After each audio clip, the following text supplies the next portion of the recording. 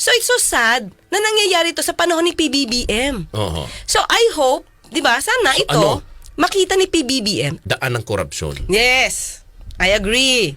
Ang MIF oras na makuha niya ang kopya ng bill. Ay talaga? Eh, syempre, Teka kasi- lang, hindi niya nababasahin? May pirma na lang siya basta-basta? Urgent nga. Urgent. Oo. Urgent. Ganon? oo. Pikit mata? Ewan ko lang, syempre. Babasahin pa yan ng Pangulo bago niya ito pipirmahan. Oo, dapat Oo. ganun, partner. Diba? Dapat Babasahin basahin niya pa. muna. Hindi naman pagkabigay sa kanya, pirma na agad. Ano yun?